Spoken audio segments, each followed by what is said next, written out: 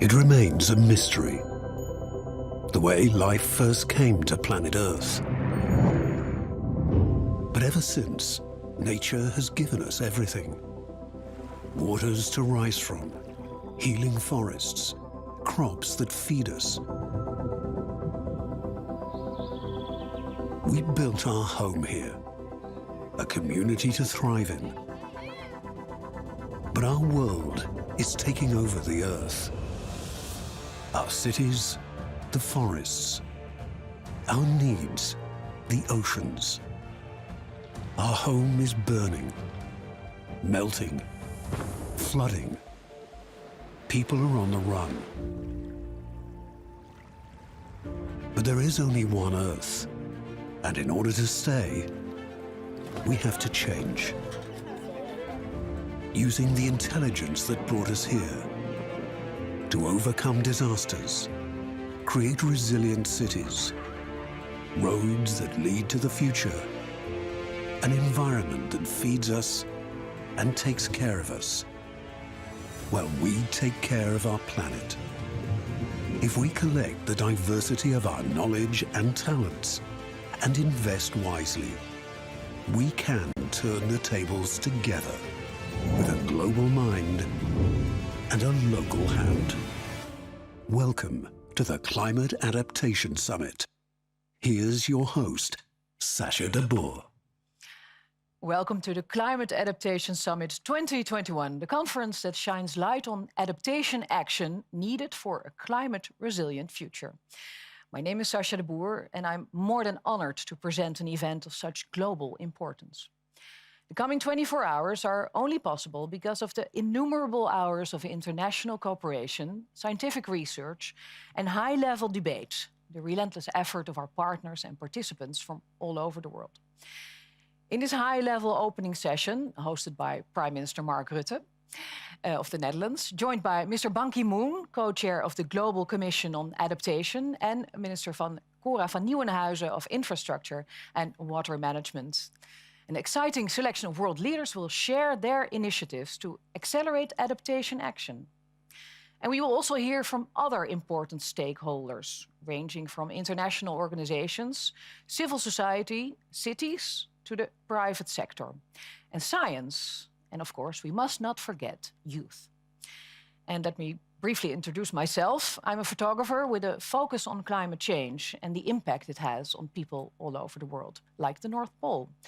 The Inuit I've met there told me about Sila, that's their spirit, that stands for wisdom, the planet, all living creatures, and the weather. And they told me that Sila is confused. Everything is different now from how it was before. And that is what climate change is all about. Climate change is one of the biggest challenges humankind is facing. A task so big, it can be daunting.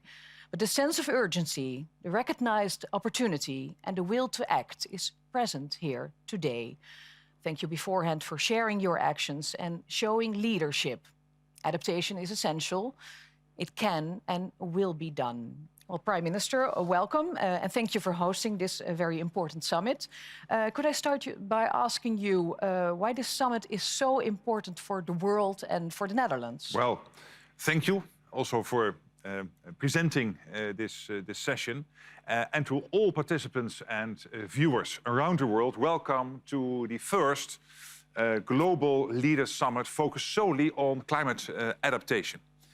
And why this summit? I think it is because climate change, of course, is happening now as we speak. Its social and economic consequences are already affecting the lives of hundreds of millions of people. And as we confront COVID-19 all around the world, we still need to take next action on climate change. Because if we don't adapt, the consequences will be disastrous.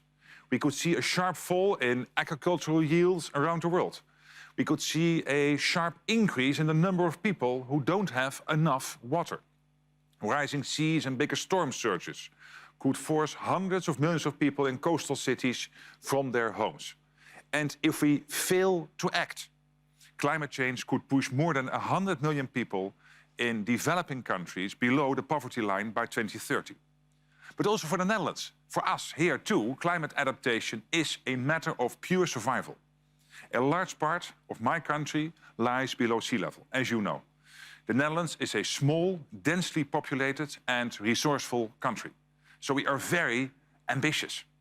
But we are reaching, at the same time, the limits of what climate, nature, but also the environment can cope with. So business as usual is no longer an option for my country and for many others in the same situation. So we like to share our expertise and to learn from all the others. And that's why I'm so delighted and so excited that so many of you have joined us here today. Yeah, it's very important to be here today, everybody together. But what kind of big decisions and actions do we need to take? Well, first of all, let me stress, today is about action. We are bringing together leaders from across the world, from government, from business, from cities, academia, NGOs, as well as other partners. And we have an outstanding opportunity today to discuss how we can recover better, how we can recover stronger and recover together from this crisis. The Global Commission on Adaptation's flagship report, Adapt Now, showed how investing in climate adaptation can deliver many positive returns. Returns in terms of climate safety, resilience, innovation, economic growth, and of course the protection of ecosystems. An investment of $1.8 trillion to scale up climate adaptation over a decade could deliver $7.1 trillion in net benefits. So climate adaptation is the right thing to do. And it's the smart thing to do. So it's good value for money, which is why it makes sense to put adaptation at the heart of the COVID-19 response, as economic recovery will be, I believe, more resilient and more effective with climate adaptation built in. During the summit, public and private sector partners from all over the world will present solutions, actions and best practices on resilient infrastructure, on delta development, on food security, on resilient cities and disaster risk management. And there will be a special focus on the leadership of youth and the adaptive capacity of the African continent. On that issue, I'd like to point out that the Netherlands is ensuring that its development aid is equally focused, so 50-50 on mitigation and adaptation. In 2019, we launched the Dutch Fund for Climate and Development, which is using over 160 million euros in public funding to mobilize private investment worth €500 million. It even has a target of 65% for climate adaptation finance. And that's just one example of concrete action and decisions that can help move climate adaptation forward. And I hope that more and more countries will raise their climate financing for adaptation to match their financing for mitigation. And what are you hoping for going into this summit? Well, of course, I hope that it will set the world on a path towards action to accelerate adaptation and resilience worldwide. So over the next 24 hours, initiatives from over 50 international partners will be discussed at events taking place across the globe. Each one will contribute to an adaptation action agenda that will help guide us towards a climate-resilient future by 2030.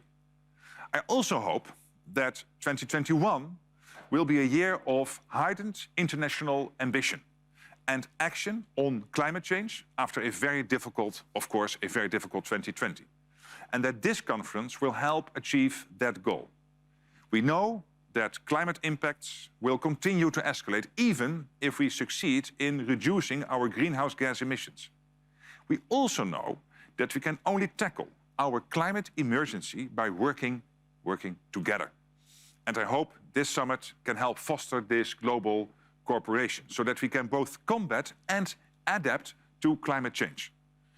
And finally, I'd like to thank the Global Commission on Adaptation and its convening countries for your hard work and your leadership on climate adaptation. In the 3 years since you started this work, you have helped spearhead initiatives that are helping to create safer and stronger communities around the world. For this and for your selfless dedication, we owe you a major debt of gratitude. So, a heartfelt thank you. Yeah, thank you, Prime Minister Rutte. And Minister Cora van Nieuwenhuizen, you are the initiator of this summit. Well, it started a while ago, I believe, but did you ever expect it to go online? Well, the summit wasn't originally planned to be fully online, of course, but today with COVID, we have no other choice. And climate adaptation is simply too important to postpone this global meeting any longer. So let's all embrace the benefits that are also there. We have a smashing outreach with 30 presidents, prime ministers, heads of state, 50 ministers participating, 300 speakers from all over the world, and about 15,000 registrations. So I'm very happy with that. Yeah, and it's a smaller footprint too. Of course, and no security problems. There are also a lot of benefits. Yeah, thank you. Mr. Ban Ki-moon, Your Excellency, you have been a driving force behind adaptation action. What is your hope for this summit? Well, it's a great pleasure, first of all. Thank you, Mr. Prime Minister, for hosting this very important summit meeting, and also Minister Cora van Nieuwenhuizen. And also I see Secretary General Antonio Guterres of the United Nations, and I'm also very much honored to participate as a co-chair of this inaugural Climate Adaptation Summit meeting. When I reflect on how we have responded to the global pandemic and what lessons we might have learned these past years, one quality shines through. That is the power of global partnership and collaboration. That's the most important things. In this regard, I'd like to take this opportunity to highly commend the visionary leadership of President Joe Biden of the United States for his decisive action to rejoin the Paris Climate Change Agreement as the first act of his presidency. This means the multilateralism, which has been in disarray during the last 4 years, is now back. Thanks to this spirit of collaboration, we now have promising pathways back to health. If we can do this to fight the pandemic, we can certainly do this and more to help hundreds of millions of people adapt to the accelerating impacts of climate change. We need to start building a better future now. The Paris Agreement recognized that mitigation and adaptation go hand in hand, that they are two equally important building blocks towards a sustainable world that leaves no one behind. Over the past 2 years, the Global Commission on Adaptation has worked hard to elevate the importance of climate adaptation. That work will now be succeeded by the Global Center on Adaptation, based in the Netherlands and led by my very able colleague, Dr. Patrick Verkooyen. The GCA's inaugural State and Trends in Adaptation report focused on the context of COVID-19. It stated that we need the 5 to 10-fold increase in funding for adaptation for just the developing world, and yet only a tiny fraction of the trillions of dollars in economic stimulus funds announced so far are being earmarked for climate adaptation. That we have to increase. The main three pillars of our summit is that raise ambition, increase, mobilize finance, as well as forge a partnership. We need a step change in adaptation to protect the world, and especially the most vulnerable people and countries from climate impact. Those of us gathered here today are in the best place to deliver it. The world has a golden opportunity to recover from our health and economic crisis by accelerating adaptation, and we must seize it. you have, I think all of us, global leaders, have a political and moral responsibility to save humanity and our planet. I sincerely hope that with all this multilateralism returning back, Secretary General Antonio Guterres, you really take this opportunity to change the world. And I count on your strong leadership. Thank you very much. Thank you very much, Mr. Ban Ki-moon. And let's indeed talk to your successor at the United Nations, Mr. Secretary General Antonio Guterres. Your Excellency, we are delighted that you are able to join us live. Welcome. On December 12th, the world celebrated the 5th anniversary already of the Paris Agreement, and we have already seen a lot of commitments on getting to net zero. Do you think we are going fast enough when it comes to adapting to a climate that's changing so fast? Not yet fast enough.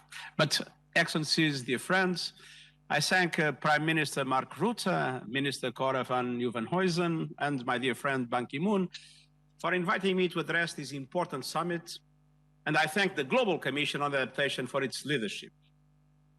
We begin this year with a heightened awareness of the importance of resilience. The COVID-19 pandemic has reminded us that we cannot afford to ignore known risks.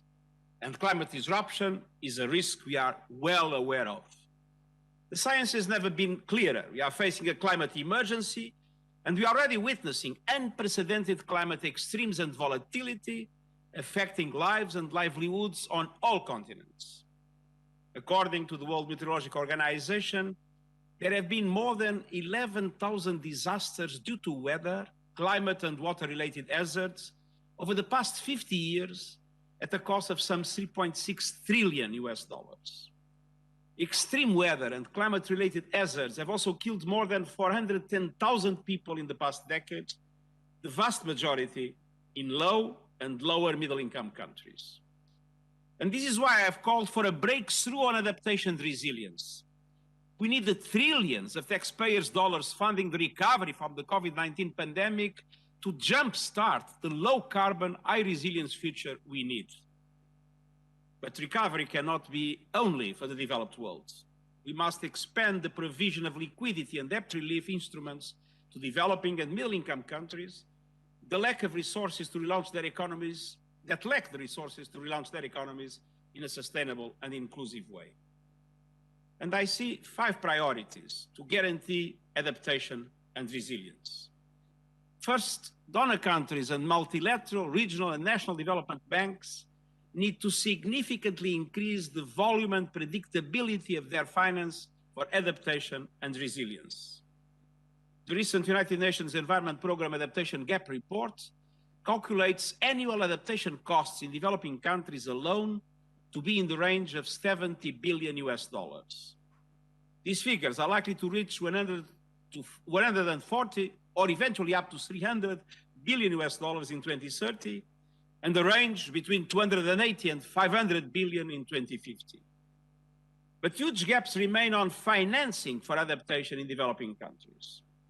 That is why I've called for 50% of the total share of climate finance provided by all developed countries and multilateral development banks to be allocated to adaptation and resilience in developing countries. Adaptation cannot be the neglected half of the climate equation. The African Development Bank set the bar in 2019 by allocating over half of its climate finance to adaptation. And I urge all donors and multilateral development banks to commit to this goal by COP26 and deliver on it at least by 2024. And I welcome today's commitment made by Prime Minister Mark Rutte on behalf of the government of the Netherlands.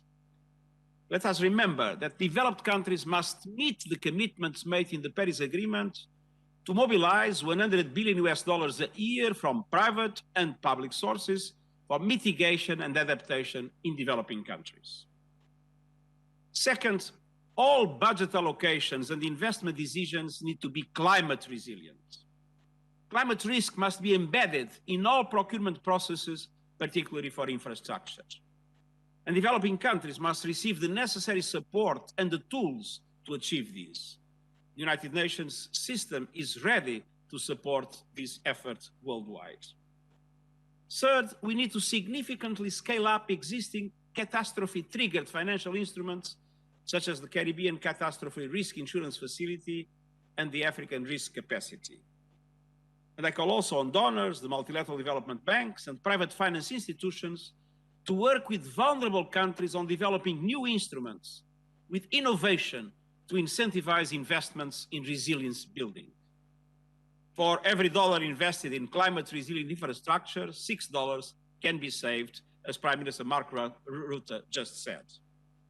Fourth, we need to ease access to finance, especially for the most vulnerable, and expand debt relief initiatives. The share for least developed countries and small island developing states in total climate finance remains small, representing only 14% and 2% of flows respectively. And these countries stand on the line of the climate crisis. Yet, due to size and capacity constraints, they face significant challenges in accessing climate finance to build resilience.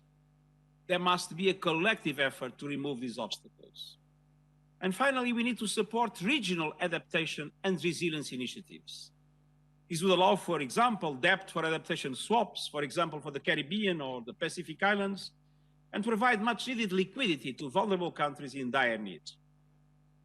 Excellencies and dear friends, support for adaptation and resilience is a moral, economic, and social imperative. Today, 1 person in 3 is still not adequately covered by early warning systems, and risk-informed early approaches are not at the scale required.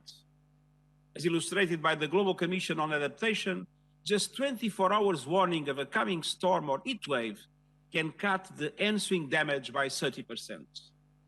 We need to work together to ensure full global coverage by early warning systems to help minimize these losses.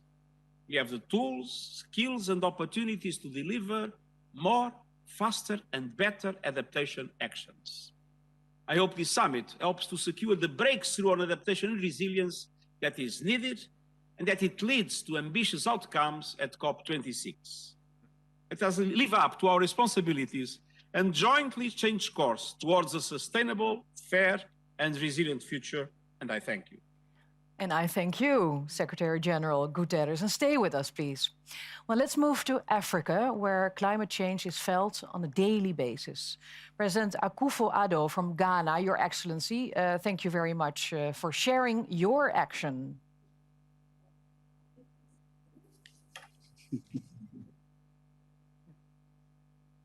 Can you hear us?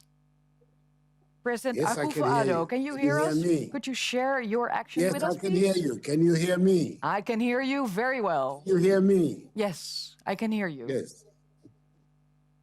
All right. Okay. Please share your actions with us, if you can. All right. Okay. Your Excellencies, as co-chair of the United Nations Eminent Group of Advocates for the Sustainable Development Goals, I'm delighted to join you this afternoon virtually for this historic Climate Adaptation Summit. I thank my good friend, the former Secretary General of the United Nations, His Excellency, Mr. Ban Ki-moon, for the honor of this invitation. The climate crisis is wrecking lives and livelihoods and disproportionately affecting the poor and the most vulnerable in society. Amid the existential threat posed by climate change, this summit comes at a time when our world is faced with one of its toughest challenges yet, the COVID-19 pandemic. It is a challenge we must not only confront head-on, but one from which we must emerge as victors. It is vital that we're united in action and do all we can as soon as possible to save lives, restore livelihoods, and spur the growth of our economies. While ensuring this, it is incumbent on all of us to help protect our communities from future health, economic, and climate change shocks. In Ghana, we're committed to promoting climate adaptation action. And that is why we're pleased to be collaborating with the Global Center on Adaptation, in close collaboration with the African Development Bank, in pioneering solutions on how to build durable infrastructure and supporting African cities to guard against the impacts of climate change. We're also working with the private sector and with the assistance of the Green Climate Fund, to establish a multi-million-dollar green fund to support our climate adaptation interventions and our efforts to transition to renewable energy. We expect these initiatives to deliver tangible progress towards Ghana's adaptation and development objectives. By laying the foundation now, we bestow to future generations stronger, safer, and healthier communities. Young people have done the least to cause climate change, and yet will suffer its impact the most. Across Africa, the continent with the world's youngest population, we must scale up the solutions that deliver green jobs and resilient livelihoods. It is for them and future generations that we must all come together and use this summit as a turning point to create a more prosperous, greener, and fairer world. We cannot fail in this endeavor, as success is the greatest inheritance that we can leave for the current and future generations. I thank Your Excellencies for your attention. Thank you very much, Mr. President. Thank you. Over to our neighbor, Chancellor Angela Merkel from Germany. She has sent us a video message about Germany's adaptations and reduction measures. Sehr geehrter Herr Premierminister, sehr geehrter Herr Generalsekretär, liebe Kolleginnen und Kollegen, sehr geehrte Damen und Herren. Wir wissen und wir sehen es. Der Klimawandel gefährdet unsere Umwelt, unsere Wirtschaft, unsere Sicherheit überall auf der Welt. Aber gemeinsam haben wir es in der Hand, die Folgen einzudämmen. Davon bin ich überzeugt. Daher entwickelt Deutschland seine 2008 beschlossene Anpassungsstrategie an den Klimawandel regelmäßig weiter. Parallel dazu setzen wir unseren Weg der Emissionsminderungen in Richtung Klimaneutralität fort. Auch bei unserer internationalen Klimafinanzierung verfolgen wir sowohl Anpassungs- als auch Minderungsmaßnahmen. Dabei machen wir uns insbesondere stark für Klimarisikofinanzierungen und Versicherungen. Hierfür haben wir auch unseren jeweiligen Vorsitz der G7 und G20 in den vergangenen Jahren intensiv genutzt. Multilateral wird die Bundesregierung ihr Engagement weiter ausbauen und bilateral werden wir weitere 120 Millionen Euro investieren.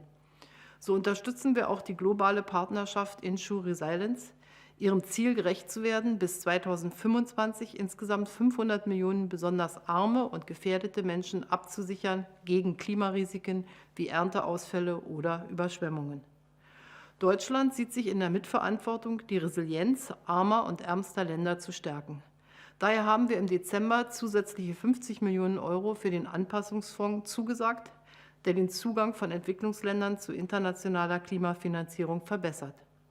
Deutschland wird auch weitere 100 Millionen Euro für den Fonds für die am wenigsten entwickelten Länder zur Verfügung stellen. Dem Klimawandel und seinen Folgen entgegenzuwirken, fällt leichter im Vertrauen darauf, dass wir weltweit partnerschaftlich an einem Strang ziehen. Für Deutschland kann ich sagen, wir packen mit an. Thank you, Chancellor Merkel, for sharing your action. Well, when it comes to climate change, the annual COPs, the Conference of the Parties, the climate negotiations, are essential. They are the moments that define the global ambitions. And allow me to introduce His Excellency, President Sebastián Piñera from Chile, COP25 President. Welcome, President. Good afternoon, my colleagues and friends. Each generation has its own challenges and missions. But no generation has faced such an urgent and formidable challenge as climate change and global warming, and such a great mission as survival. This is the battle of our lifetime. The human being is the smartest and more ingenious creature living on planet Earth, and yet it's the only one capable of destroying its own planet, our only planet, our planet Earth. Some people are skeptical about climate change and global warming, but the scientific evidence is overwhelming. We know too much to remain skeptical. The concentration of greenhouse gases and global temperature is the highest in the past 8,000 years. This is not a matter of opinion, ideology, or faith. It's a matter of facts and science.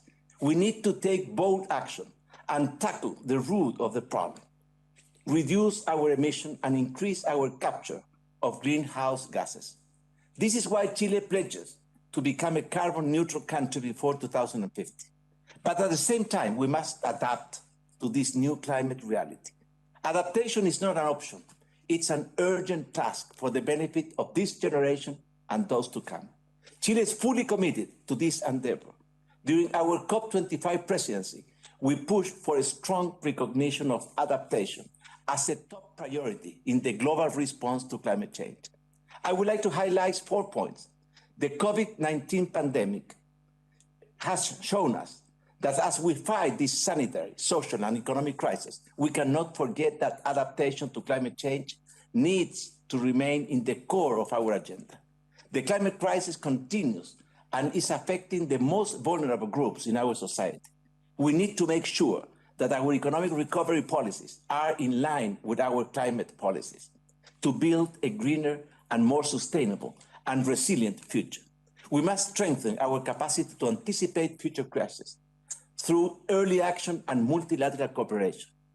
In 2020, Chile was one of the first countries in the world to put forward a more ambitious National Determined Contribution, NDC. In our new NDC, we put adaptation at the heart of our commitments. We presented an ambitious adaptation plan that covers 11 sectors of our economy. And today we are working to include adaptation in our long-term climate strategy, which we will present in Glasgow during COP26. Chile has made an extraordinary effort to identify the climate vulnerability across our territory. Therefore, we created a climate risk map. This is a crucial tool to implement new policies which address local needs, takes account of the particularities of our geography, culture, and local economic circumstances. We believe that future climate risks should be part of decisions on investment plans and economic recovery. This is why our NDC includes a financial strategy that aims to mainstream adaptation in the decision-making process of the financial sector. Thank you, and I would like to reiterate the commitment of Chile to the Global Commission on Adaptation and the hard work we have ahead. To sum up, science has spoken loud and clear. Our citizens are urging us to change course. Technology provides us with the tools. It's time to change the course of history. It's time for action. Thank you very much. Thank you very much, President Pinheiro. Yeah, Mr. Rutte, you want to react? Just because there are a few fascinating red threads going through these presentations. And one of them, of course, is the, as Antonio Guterres said, the moral, the economic and the social imperative. And the President of Chile saying the urgency of now. So that's one. Another one Antonio Guterres was stressing, and I forgot this in my introduction, is the issue of the small island development states. And I know this is very close to your heart, Mr. Secretary General. As we all know, the Netherlands is only one country in Europe and 3 countries in the Caribbean. And they all face these issues of small island development states being confronted by climate change and the need for climate adaptation. A third one, also stressed by the President of Ghana, is the issue of young people, who have only contributed very little to this problem, but they will be confronted with it to a large extent. And I visited Ghana in 2017 together with Emmanuel Macron, and I know that it's very close to the heart of the President of Ghana. And finally, both Germany, Angela Merkel, but also the President of Chile, stressing this issue of how the G20, the G7, the mainstreaming also financially, how we have to do this. So I think there are a couple of red threads now going through these presentations, which are already very interesting. I'm really keenly looking forward to the others. Very good. Well, let's continue then.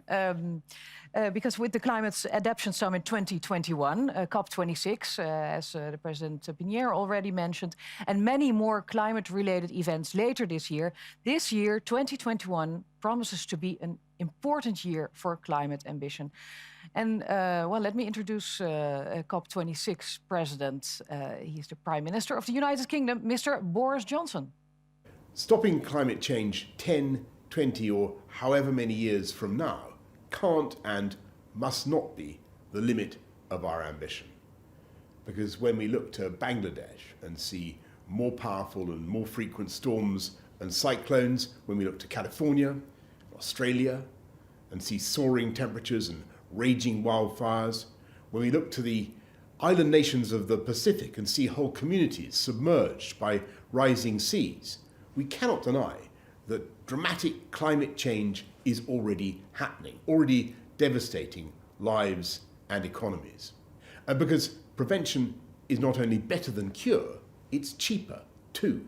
If we fail to act in 2021, then by 2030, the annual bill for adaptation in developing countries alone will have reached as high as $300 billion.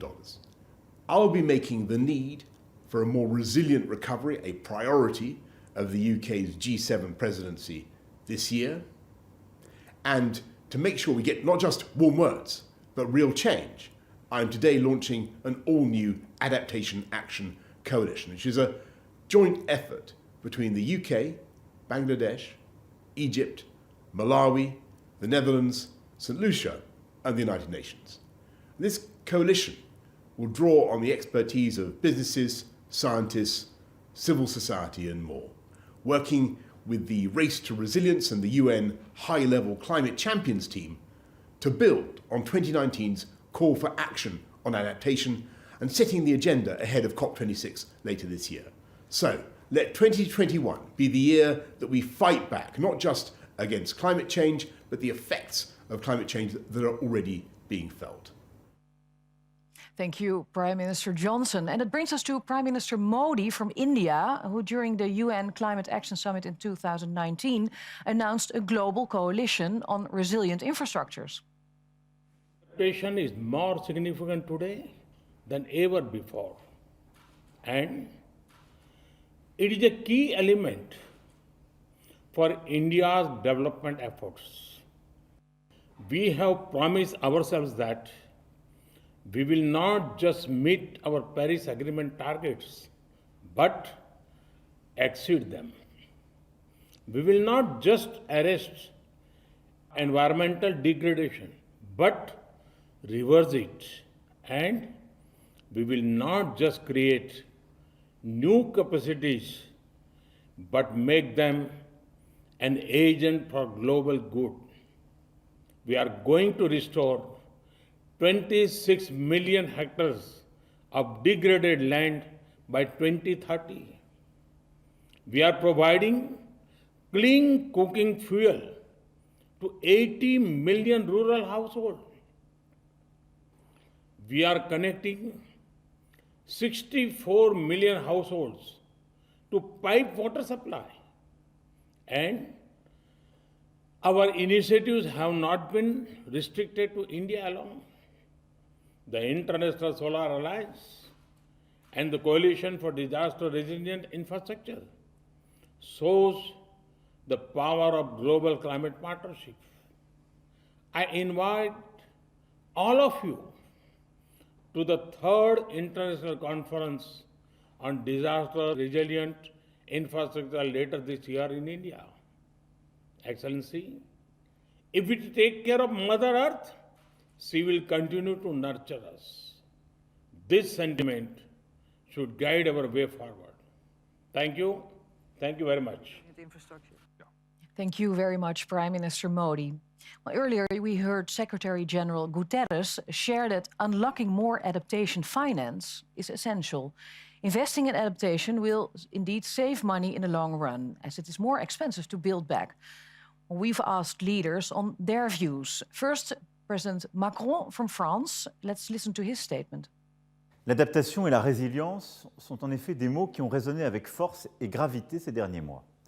Et la crise de la Covid-19 que nous sommes en train de vivre et qui secoue encore la planète tout entière a montré plus que jamais à quel point il est crucial de protéger les populations face aux chocs et leur permettre de s'en relever. Le changement climatique est l'un de ces chocs qui nous concernent tous, dont les impacts se manifestent et s'intensifient partout. C'est pourquoi il nous faut, dans l'esprit de l'accord de Paris, faire preuve d'ambition et de solidarité. Il en va de notre responsabilité à tous et de notre responsabilité à chacun. Mais il est tout aussi important d'accélérer la mise en œuvre d'actions d'adaptation sur le terrain afin de réduire la vulnérabilité de nos sociétés. Au niveau international, la France poursuit ses engagements en matière de solidarité climatique. L'Agence française de développement a déjà multiplié par 4 son soutien financier à l'adaptation depuis 2016. Et comme je m'y suis engagé le 12 décembre dernier lors du sommet de l'ambition climatique, la France rehaussera le niveau de finances climat à plus de 6 milliards d'euros par an. Elle consacrera un tiers de celle-ci à l'adaptation. La France joue par ailleurs tout son rôle pour aider à la mobilisation au niveau mondial des financements publics et privés sur le sujet de l'adaptation. Lors du sommet Finances en commun, nous avons lancé une coalition de 450 banques publiques de développement qui se sont engagées pour la première fois à intégrer l'adaptation et la résilience dans leurs stratégies et opérations. Elles se sont également engagées à renforcer l'action pour financer l'élaboration et la mise en œuvre de plans nationaux d'adaptation. Au nord comme au sud, il nous faut repenser les infrastructures, les routes, les ports, à l'aune de l'élévation du niveau de la mer, des événements climatiques violents, de la hausse des températures moyennes et des transformations d'écosystèmes que cela engendre. Tout cela est la meilleure manière de prévoir les prochains chocs, de lutter contre les grandes transformations qui sont déjà à l'œuvre et aussi d'avoir une action utile et coordonnée contre les grandes inégalités de nos sociétés et à travers le monde. Je vous remercie. And merci beaucoup, President Macron, for your contribution. The world is enhancing ambition on climate change, on ensuring we adapt. And I would like to introduce Mr. Han Jung, Vice Premier of the People's Republic of China. His Excellency, Prime Minister Rutte, colleagues, ladies and gentlemen, friends, I'm very glad to attend the first Climate Adaptation Summit. Climate change is a common challenge for the entire humanity, and response to it requires coordinated mitigation and adaptation. In this connection, our summit is highly relevant as it will be helpful to build conscious and advanced global cooperation on adaptation. At the general debate of the 75th section of the UN General Assembly last year, President Xi Jinping announced China's aim to peak CO2 emissions before 2030 and achieve carbon neutrality before 2060. Last month, at the Climate Ambition Summit, he also articulated China's further commitment to scale up its NDCs. This shows China's conviction and resolve to tackle climate change. China took both mitigation and adaptation seriously as a consistent principle. Under the National Strategy for Climate Adaptation, we have conducted early warning and forecast for natural disasters, enhanced capacity for disaster prevention and reductions, and improved infrastructure for agriculture, forestry, and water conservation. Our proactive adaptation effort has made a real difference on the ground. Now China is drafting a new strategy through 2035 to enhance adaptation and improve our capacity against the climate risk on all fronts. Ladies and gentlemen, we actually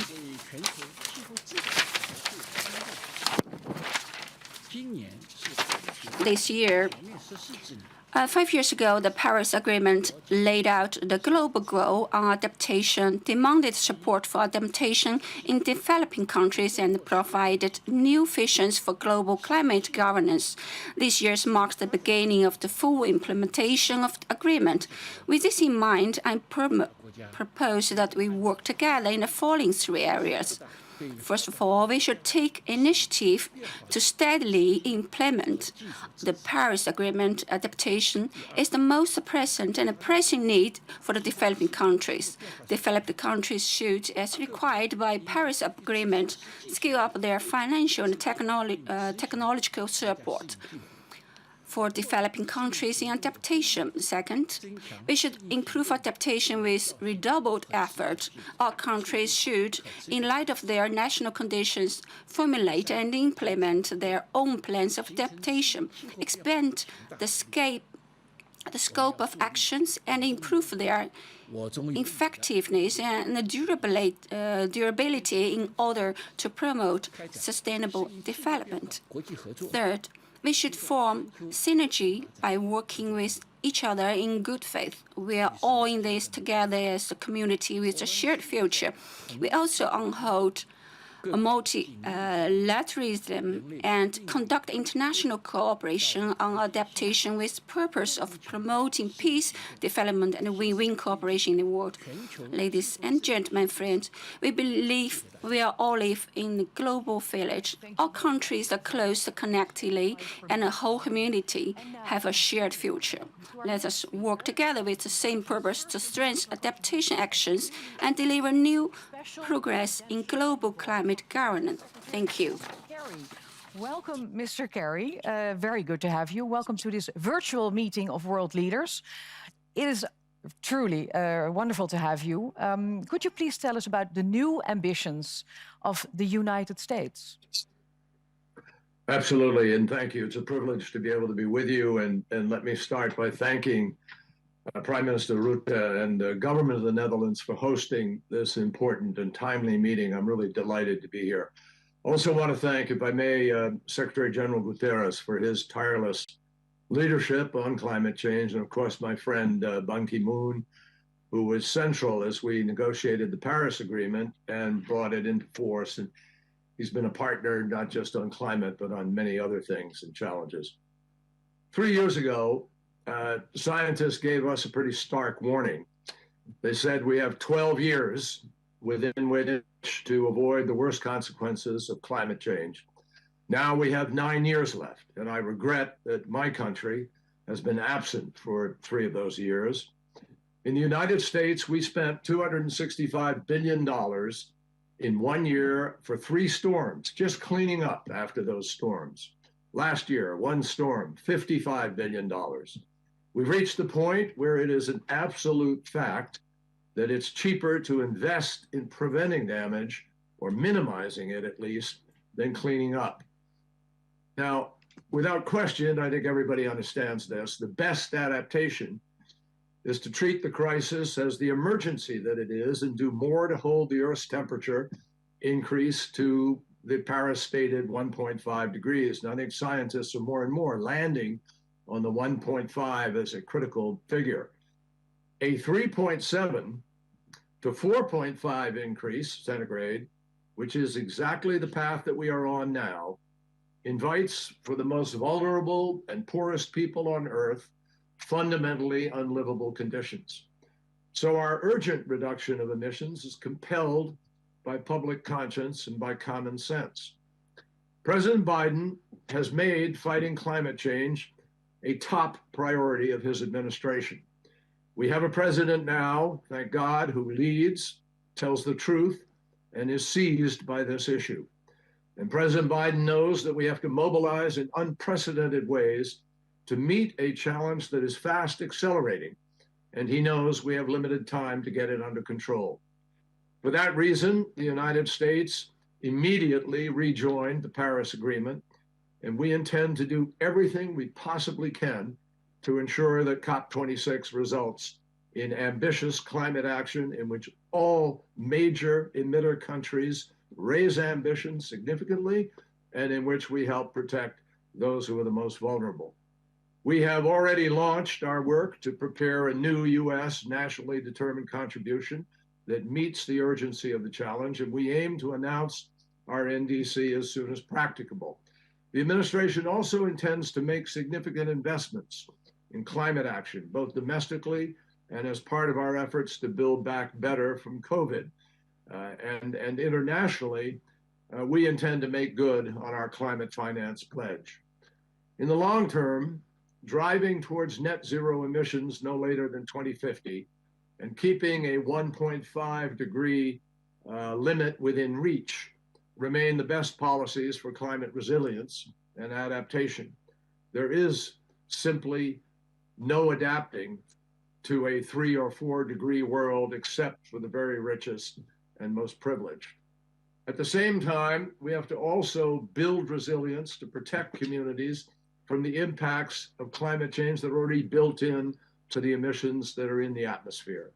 Now, some of these impacts are inevitable because of the warming that's already taken place. But if we don't act boldly and immediately by building resilience to climate change, we are likely going to see dramatic reversals in economic development for everybody. Poor and climate vulnerable communities everywhere will obviously pay the highest price. So the United States will work on 3 fronts to promote ambition and resilience on adaptation. Leverage US innovation and climate data and information to promote a better understanding and management of climate risk, especially in developed countries. We will significantly increase the flow of finance, including concessional finance, to adaptation and resilience initiatives. We will work with bilateral and multilateral institutions to improve the quality of resilience programming. And we will work with the private sector in the United States and elsewhere in developing countries to promote greater collaboration between businesses and the communities on which they depend. And it is our firm conviction throughout all of our administration, every agency is now part of our climate team. And only together are we going to be able to build the resilience to climate change that is critical to save lives and meet our moral obligation to future generations and to those currently living in very difficult circumstances.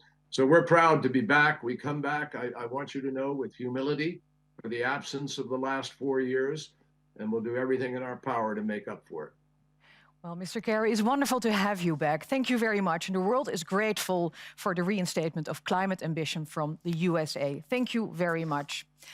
Yeah, Mr. Rutte, what do you say? Well, Sasha, I'm so happy to hear John Kerry say this, because we need the US to be back at the center of the action.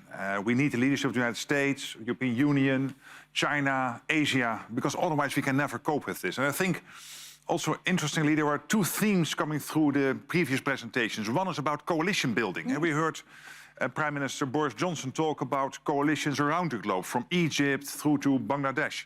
And also with the Netherlands, by the way. Absolutely, and the Netherlands. And we are close friends. Then we heard Narendra Modi. He spoke about coalitions built around themes like infrastructure and, for example, water resilient infrastructure. And China, the Vice Prime Minister of China, talking about the need for China to particularly help in the developing countries, for example, in Africa, where they can add value. And we heard Emmanuel Macron. This was another theme coming through, which is that we need to spend money not only on mitigation, but also on adaptation. And France now committing to spend 1/3 of its overall climate investments on adaptation, which is a fantastic commitment. So I think this was a great round of speakers, and particularly to have the US back at the center is fantastic news. Thank you, thank you. Well, we cannot discuss finance, of course, without the IMF, the International Monetary Fund, and its managing director, Kristalina Georgieva. Ms. Georgieva, you have been one of the biggest drivers on climate financing. How can we scale up adaptation finance? First, many thanks to Prime Minister Rutte for bringing us in this special moment. And since I'm the first to take the floor after John Kerry, warm welcome to the United States back in the Paris Agreement. To tackle this grave challenge of climate change, we need all hands on deck. And certainly the US is so critical for success. Saying all hands on deck, that also means international organization playing our role. For us at the IMF, we see climate as a fundamental risk to economic and financial stability. And we see climate action as an opportunity to reinvigorate growth, especially after the pandemic, and to generate new green jobs. So for us, it is mission critical. Our research shows that if we combine rising carbon prices with the green infrastructure push to bring emissions down and adapt to climate change, we can boost global GDP over the next 15 years by 0.7% higher growth, and we will create millions of new green jobs. So what does action mean for us at the IMF? First, integrating climate in our annual country economic assessment. They're known in the world as Article 4 consultations. In highly vulnerable countries, we focus on adaptation. And we are also building up mitigation analysis, including carbon pricing in our assessment of large emitters. Second, including climate-related financial stability risks in our financial sector surveillance through standardized disclosure of these risks, enhanced stress tests, and assessments of supervisory framework. Make the money go where they must. Third, scaling up climate in our capacity development so we can help equip finance ministries and central banks with the skills needed to take climate considerations into account. And fourth, mainstream climate indicators in macroeconomic data. Unless we do it, we won't take that important shift. So this year, we are going to launch a climate change dashboard, indicators to track the economic impact of climate risks and the measures taken to mitigate them. So let me finish. Climate resilience is a critical priority, and this is why we place it at the heart of what we do this year and in the years to come. Thank you very much, Kristalina Georgieva from IMF. Well, let's go to the other side of the world, to Gabon. President Bongo, his country has been a leading example in climate ambition in Africa. Prime Minister Rutte, Secretary General Ban Ki-moon, co-chairs of the Global Adaptation Summit, Excellencies, ladies and gentlemen. The devastating effects of climate change are on the rise, especially on the African continent. Unchecked, climate change would create hundreds of millions of climate refugees in Africa by the middle of the century. In response to that challenge, African heads of state launched the Africa Adaptation Initiative, AAI, at COP21 in Paris. Our objective was to ensure that the continent urgently adapts to the adverse effects of climate change. Today, the COVID-19 crisis is eroding our hard-earned developmental gains, as well as adding fuel to the continent's existing climate crisis. Still, Africa has no choice but to adapt and chart a climate-resilient future. As the champion of the Africa Adaptation Initiative, I have taken the lead to accelerate action by committing domestic financial resources to AAI and by promoting strategic partnership. Therefore, I'm extremely pleased to see the strong collaboration emerging between the AAI and the Global Center on Adaptation, GCA, which has just been formalized by signing an MOU between the GCA and AAI, with the GCA as the AAI lead coordination partner. GCA will work to implement the vision and roadmap of the AAI. Thank you very much, President Bongo. Next to Grenada, Grenada is a small island development state. Welcome, Prime Minister of Grenada, Keith Mitchell. It is my pleasure to participate in this summit, convened at a time when the global community is reeling under the combined effects of COVID-19 pandemic, climate change, biodiversity loss, and socioeconomic stagnation. It is heartening to see that as a global community, we are all on board, committing to such action. I am therefore pleased to say today that Grenada has delivered on its climate adaptation and mitigation commitments through its National Adaptation Plan, its second nationally determined contributions, and its National Sustainable Development Plan 2020 to 2035.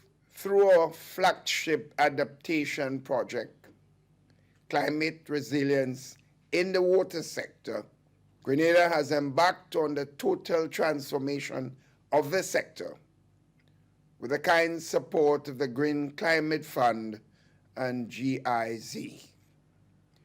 We are also developing a Smart Cities Adaptation project, which we hope will serve as a model for small island developing states. Combining our ambitious climate adaptation actions with support from our development partners, including our collaboration with the Global Center on Adaptation, will determine our success in facing the unprecedented global crisis and developing sustainable recovery for the benefit of future generations. Thank you very much, Prime Minister Keith Mitchell. Well, we heard from the powerful initiative from the IMF to change the financial system, but systematic change is needed from many multilateral institutions. We are joined by Mr. David Malpass, the President of the World Bank Group. President Malpass, thank you for joining. May I ask you to share your views? Thank you very much. Thank you, Prime Minister Rutte, Secretaries General, Your Excellencies. The World Bank recognizes and appreciates the Netherlands' leadership and expertise on adaptation. I've previously described the World Bank Group's broader efforts on climate finance, where the World Bank is the largest multilateral funder, is at record funding levels, and is committed to increasing further. I'll focus today on action on adaptation, which is a core activity in the World Bank Group's development activities. Our financing for adaptation increased from 40% of climate finance in 2016 to over 50% in 2020, and we've committed to making it half of our total climate finance for the next 5 years. I'd like to give some examples of tangible outcomes. In 6 West African countries, we're working to protect against coastal erosion, restore wetlands and mangroves, and build seawalls and dikes. In Niger, we're working to improve the management of agricultural lands and increase crop yields. In Mozambique, we're building resilient roads and transport links in response to recent devastating cyclones. This is critical so that people can access health services and farmers can get their crops to market. And in 11 countries across Africa's dry lands, the World Bank Group plans to invest over $5 billion over the next 5 years to improve livelihoods and restore degradation. This investment is a major contribution to the Great Green Wall. In small island states across the Caribbean, Pacific, and Africa, we support risk management readiness operations and deferred drawdown options. These help countries build institutions and strategies to handle national emergencies caused by natural disasters and to access instant funding when disasters strike. And beyond providing direct finance, we're taking steps to strengthen resilience in our projects. We're boosting capacity to respond to shocks by investing in better social protection systems, weather observation systems, and early warning and evacuation systems. These are particularly valuable for the small island states. Our goal is to help keep communities safe and help them develop in ways that are resilient during climate change. We look forward to working closely with all of you. Thank you. Thank you very much, President Malpass. Well, what do you say? It's huge investments. Absolutely, and this is a commitment which the World Bank has made previously, but now it is happening. The 50% is a huge target, but it is also, I think, helping with a few of the common themes coming through the last 4 presentations. Both the President of Gabon and the Prime Minister of Grenada stressing the need to implement at a national level what they are doing in terms of commitment on adaptation and mitigation. And the World Bank is crucial here to help with this knowledge. You know, the World Bank is also helping the Kingdom of the Netherlands in the Caribbean in some of the rebuilding efforts we are doing at the moment, and that's crucial help. Another common theme is from Kristalina Georgieva. She is a fantastic leader and has always stressed in all her roles previously and also in this capacity that there is a huge opportunity for growth, economic growth, coming out of green jobs. My personal vision for the Netherlands is that by 2030, building back better after COVID-19, we will see that from the 10 million jobs we have now in the Netherlands, that probably a quarter to maybe 1/3 of those jobs will be in professions we don't even know of yet. So we have now to invest in a way in our innovation portfolio, in our capacity for research and development. And this is true not only for developed countries, but also for developing countries, to make sure that not only we make our world adaptive to what is happening in terms of climate change, but also to create those green jobs and future business opportunities which will lead to more overall wealth for our country. So there is a huge opportunity, and Kristalina, thanks for your leadership in showing us the way. Thank you. Thank you, Mr. Rutte. And now I've heard, Mr. Guterres, you have to leave us now, unfortunately. I hope you're not looking surprised now, but thank you very much for joining us. You were a very honored guest to have you. UN Secretary General Antonio Guterres, thank you very much for joining us this last hour. Thank you very much and congratulations. A remarkable summit. Thank you very much. Antonio. See you next time. Thank you very much. Well, we have just listened to government leaders, multilateral development banks and international institutions all committing to action and showing what can and should be done. But there are more stakeholders for action. Last Friday, in the Netherlands city of Groningen, only the Dutch can pronounce this well, I believe, Groningen, youth and science shared their call to action. People and organizations from all over the world participated in the Dutch Climate Adaptation Week Groningen from the 19th until the 25th of January 2021. An intense, interactive online program invited participants to join forces. Merely by cooperating, we can produce smart solutions to accelerate climate adaptation. An urgent call with no time to lose, especially for the most vulnerable regions of the world. Main deliverables of the Climate Adaptation Week Groningen. 1. The Science Declaration. The University of Groningen invited scientists from all over the world to unite in a joint appeal to our world leaders. It calls to manage and protect natural ecosystems, work on a long-term revolution with regard to public and private investments, to accelerate climate adaptation, and last but not least, to invest in education. 2. The Global Youth Call to Action. Young people around the world are calling for climate justice, as well as more social and economic equality. It's their future as well as their children's future. Our youth calls upon governments and all stakeholders to implement the Global Call to Action on adaptation, in addition to the mitigation efforts and Paris Agreement targets, in order to secure a healthy, safe and green future. 3. The Manifesto for Climate Adaptive Design, in which 9 international design agencies come up with 10 design principles on how to successfully approach climate adaptive design of public space and landscape in Groningen and in the rest of the world.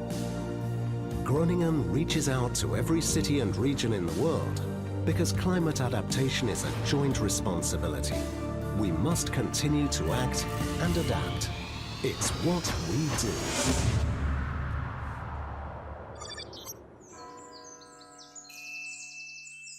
We just saw Patrick Verkooyen, Professor Climate Adaptation Governance at the University of Groningen, for a very short while in this video. He's also CEO of the Global Center on Adaptation. Welcome, Mr. Verkooyen. And welcome to Joshua Amponsem. He's a youth representative. You are on the video. I will ask you a few questions later. Mr. Verkooyen, you launched this science declaration last Friday. How does this help the agenda? Well, thank you, Sasha. Indeed, the COVID crisis is like the climate emergency is everybody's business. Last Friday, over 3,000 scientists from across the globe, over 120 countries, 5 Nobel laureates launched this Groningen declaration. Why is it important? 3 things. 1, climate adaptation has to be at the heart of the economic recovery from COVID. It's good for our health, for the planet and the economy. 2, we need to translate our agenda from advocacy into empowerment. education is key. So I'm delighted that today we're launching the first ever massive open online capacity building program to support those living on the front lines. And 3, specifically for Africa, it's important that we unleash the entrepreneurial spirit of young people. Together with the African Development Bank, President Adesina, we're launching a massive program here as well. So we have a once-in-a-lifetime opportunity to build forward better. On behalf of our co-chair of the GCA, Mr. Ban Ki-moon, and Feike Sibisma, count us in. Very good. Well, let's hear from a youth representative, Joshua Amponsem. What is your message to world leaders? Your Excellencies, ladies and gentlemen, I speak to you today on behalf of the hundreds of thousands of young people brought together by the GCA to produce a youth call to action. Because while we must continue to accelerate progress towards a net zero world, young people, especially young women, and those from indigenous communities are already feeling the impacts of climate change now. Our call to action shows we want to play our part in building a resilient future, but we need your support. Empower us through mandatory climate change education, and the MOOC is a brilliant opportunity to start with that. But we need this also in curriculums at the national level and also for informal young people to get their skills. Equip up with training for green jobs that focuses specifically on adaptation and finance us as we develop innovative solutions to adapt for our future. And very important, by the time I am at this age, sitting where you are as world leaders, it will be too late. And this is very critical. So right now, right here, your commitments will determine if the youth on the front lines become a climate migrant or a climate refugee, or they become a climate leader at the next extreme weather event. So please take action now. Thank you. Thank you very much, Joshua. And thank you also, Patrick Verkooyen. Thank you. Yeah, the Climate Adaptation Summit is an action-oriented summit, and it's already working very well. We indeed need to incorporate youth in the decision-making process. I hereby would like to welcome Prime Minister Justin Trudeau of Canada, who will talk about the importance of engaging youth. Hello, everyone. Bonjour à tous. Right now, we're all dealing with the health and economic impacts of the COVID-19 pandemic. Job one is to do whatever it takes for as long as it takes to protect people and economies from this virus. But as we work to keep people safe today, we must also plan for the recovery of tomorrow. And that must include an ambitious plan to take strong action to fight and build resilience against climate change. Les jeunes le comprennent mieux que quiconque. Ils savent que nous devons protéger les espèces végétales et animales, rétablir l'équilibre de la nature et préserver notre planète pour les générations futures. Et ils comptent sur nous pour agir maintenant pour leur avenir. That's why Canada has outlined a strong climate plan that will adapt to the impacts of climate change, create jobs, and build a cleaner and more competitive country for everyone. And together with Mexico, we're leading the Global Commission's Nature-Based Solutions Action Track to find more ways to use the power of nature to protect it. And we're continuing to work with international partners to build a more sustainable world, because to effectively fight climate change at home, we must fight it everywhere. But to continue to take on this challenge, we need the voices of young people. That's why Canada supported the Young Leaders Program for the Global Commission, and why we welcome the launch of a new Young Leadership Program to bring together the next generation of leaders to help tackle climate change. So thank you to everyone for joining us in this fight, and thank you to the young people for stepping up and getting involved. Together, we will build a cleaner, safer, and more competitive world. Thank you. Merci. Thank you, Prime Minister Trudeau. Going to the other side of the world, I welcome President Alvarado of Costa Rica to join us live as well. President Alvarado, Your Excellency, could you tell us what does leadership on adaptation mean to you? Good day, and to you all. As I recently expressed to Prime Minister Rutte, the climate crisis is being relentless. It is the challenge of our generation. The 2020 hurricane season in Central America once again showed the grave impacts that climate crisis will continue to bring if we don't do something to transform our mindset to a new and greener, inclusive paradigm and a new social contract. migrations, loss of jobs, many things have been going on due to this crisis. Climate change is a matter of human rights.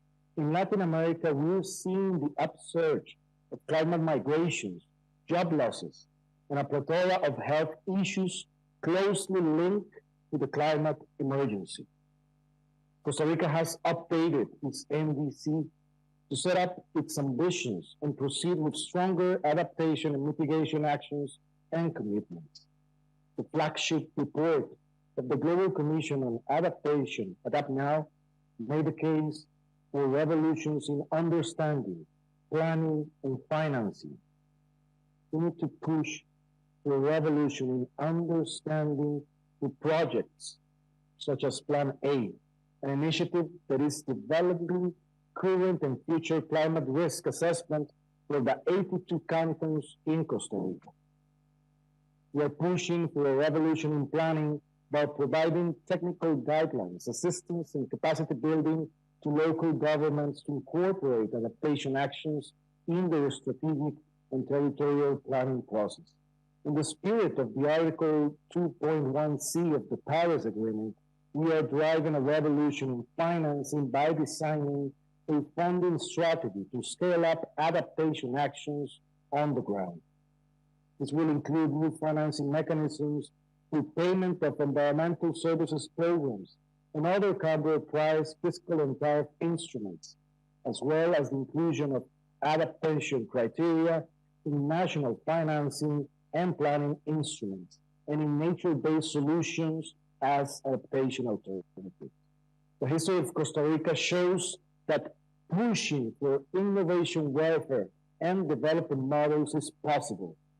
Once again, I would like to thank the government of the Netherlands, Prime Minister Rutte, Mr. Ban Ki-moon, Chair of the Commission of Adaptation, and Mr. Patrick Werkhoven, CEO of Global Center of Adaptation, for organizing this crucial event.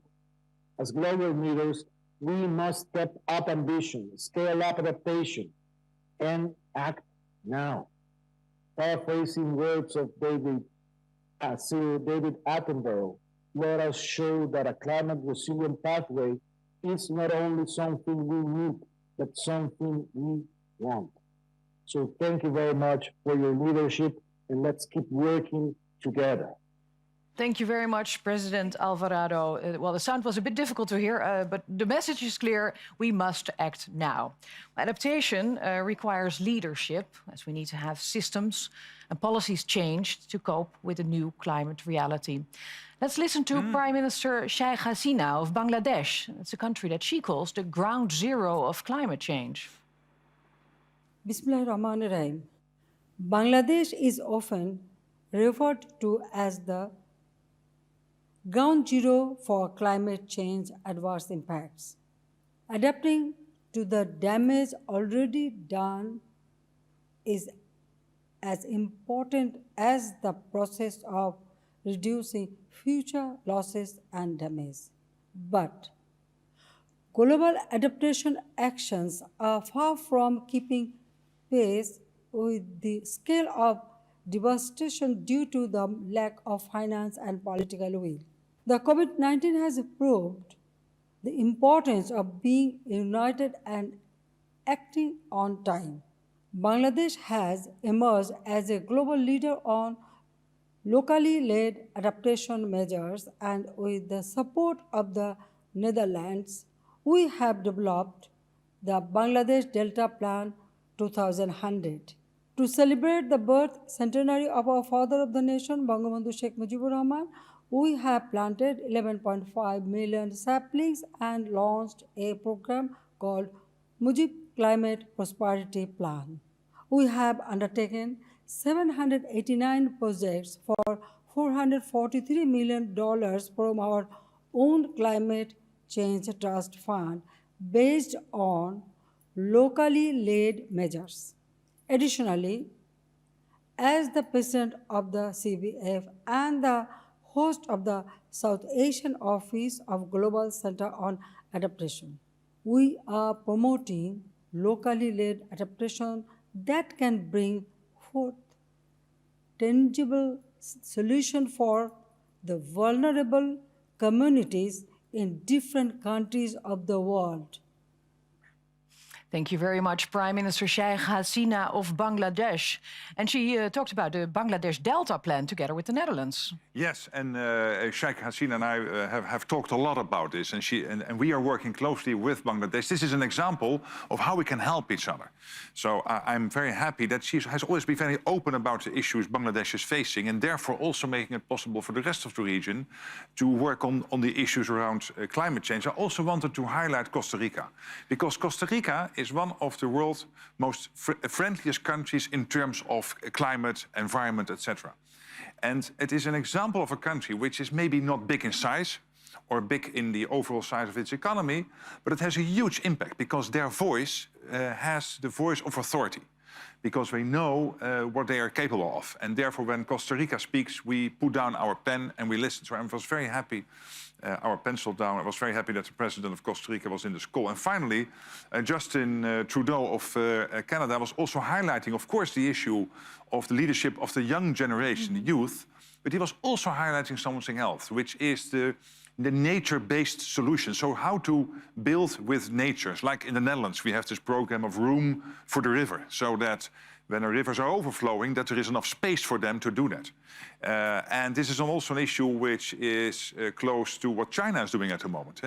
Building with nature-based solutions, building on a more climate adaptation. So I think these are some excellent examples we have heard so far, and I'm very happy about it. Yeah, one of those examples from Bangladesh, from Sheikh Hasina, is her forest investment plan. Yes. And planting back mangroves. And that's a real solution there. We cannot do this in the Netherlands, of course. No, not for us, but I mean, this is also they're across the world and far apart, but also Costa Rica has some of the world's most beautiful mangroves. Mm-hmm. You need them also as part of your natural system and your ecosystem. Of course, if that is possible in that part of the world. Here in the Netherlands, it would probably be a bit more difficult. But at least it can help to at least keep the thing together. Good. Let's go to Kenya. Your Excellency, President Kenyatta, warm welcome to you. Let's hear from your point of view, please. Thank you very much. And let me begin by saying how pleased I am to join you in this critical discussion on climate adaptation. Climate change, as my fellow speakers have said, like COVID-19, is without doubt a reality that we must deal with now. And this summit, therefore, is timely and a reminder that as we seek to build back better from the COVID-19 pandemic, we must also learn from each other and strengthen our partnerships to drive resilience to climate change. This summit is particularly important to us on the African continent, where a majority of our people are small-scale farmers who rely on agriculture for their livelihood. Given its sensitivity to climate change, agriculture will remain a key priority to our climate adaptation agenda, and we must give our farmers the tools, the information, the education, and the financial support that they need to enable them to adapt to sustainable practices and respond to changing weather patterns, as well as to enhance their productivity. Kenya, for example, is already experiencing the multifold climate impacts, including erratic rainfall, droughts, and increased temperatures. And to contain this situation, we have scaled up our adaptation efforts, mainstreaming them into our national development strategy. And I expect that the Global Center for Adaptation, Africa, hosted by the African Development Bank, will be a key partner in this particular endeavor. So, ladies and gentlemen, today we are here, and I am here to once again give Kenya's commitment to implement the Adaptation Action Agenda, but we can only succeed if we all as a global community collaborate in this noble endeavor. By pulling together, we will emerge stronger and more resilient, and indeed we can expect to reap the triple dividends of both reducing emissions, spurring economic growth, and delivering social and environmental benefits. I want to take this opportunity to thank you, Prime Minister Rutte, to thank my good friend Ban Ki-moon and his foundation, and all participants for making sure that we are here talking together, recognizing that the time for action is now. Thank you all very much. Thank you very much, President Kenyatta. And let me say that we will talk to the President of the African Development Bank in just a few moments. All right, allow me to give the floor to Aruba. I would almost say, let's stay in the Netherlands, but it's on the other side of the ocean. It is part of the Kingdom of the Netherlands. Prime Minister Wever-Kroes. Your Excellencies, distinguished ladies and gentlemen, it is a great honor today to join you at the Climate Adaptation Summit. As a small island located in the Caribbean, Aruba is proud of being home to the Bukuti and Tara Beach Resort, which last year became the first hotel ever to win the UN FCCC 2020 Climate Action Award. This private sector initiative sets a world standard for the hospitality and the tourism industry, and it serves as a splendid example for the sector to help address climate change. The government of Aruba is committed to further climate adaptation action toward becoming a climate-resilient island. Aruba's Recovery Master Plan is devised to propel smart, inclusive, and sustainable growth, which include climate-resilient practices and solutions, as these need to be embedded in how we build back better and stronger. I look towards actions on innovative financing mechanisms and partnerships as an outcome of this conference to include also middle-income countries and small island development states to bridge the financing and the investment gaps that they are confronted with. Together, humanity is facing climate change, and I have a firm belief that humanity has shown time and time again to rise up to meet the challenge that we as a world are facing. We can and we must. I thank you. Thank you for showing leadership on accelerating adaptation action, Prime Minister. Well, let's go to our next speaker. That's Cardinal Secretary of the State of Pietro Parolin, who has a message from Pope Francis, the Supreme Pontiff, head of the Roman Catholic Church. On behalf of Pope Francis, I am pleased to extend a cordial greeting to all of you and wish to assure you of his closeness, support, and encouragement in these days of intense effort for a fruitful outcome to this Climate Adaptation Summit. This is a moral and humanitarian imperative, especially since the greatest negative consequences of climate change often affect the most vulnerable, the poor and future generations. While the poor are the least responsible for global warming, they are the most likely to be affected, since they have the least adapted capacity and often live in geographical areas which are particularly at risk. May we make the response to climate change an opportunity for improving overall living conditions, health, transport, energy, and security, and for creating new job opportunities. This task is difficult and complex, but we know that we have the freedom, intelligence, and capacity to lead and direct technology and to put it at the service of another type of progress, one that is more human, social, and integral. We should show also that we have the political will and motivation to advance this forward-looking endeavor. We have no alternative but to make every effort to implement a responsible, unprecedented collective response intended to work together to build our common home. For sharing Pope Francis's words with us. Well, Prime Minister Rutte, what would you like to say after hearing all these words from world leaders to the Pope as well? It's really great that the Holy Father is also participating in this way in this conference, because the Vatican might be small. The impact the Pope has, the Holy Father has, in terms of his worldwide presence and the fact that he will be heard around the world cannot be underestimated. So we need that leadership, of course, from NGOs, but also from religious leaders. And the Catholic Church, of course, being one of the biggest in terms of its global impact. So I'm very happy that he participates. I was also very proud about Evelyn Wever-Kroes's message from Aruba. Aruba is one of the small island development states being part of the Kingdom of the Netherlands. And they have always shown leadership. In the last 10, 20 years, they have worked on making that island greener, more environmentally friendly. And in that sense, it is also a beacon in terms of its role in the region, in the Caribbean region. And of course, Kenya, President Kenyatta, what he said, particularly about small-scale farmers, I would like to just highlight how important that is and how much we all, also from the Netherlands, we all want to help. Because we know in countries like Kenya, but also, for example, in Nigeria, which will grow in population probably to 400 million people by 2050, Nigeria. So we have to acknowledge that issue and that impact it has on the agricultural system and particularly on the economy and the small-scale farmers is crucial, is huge.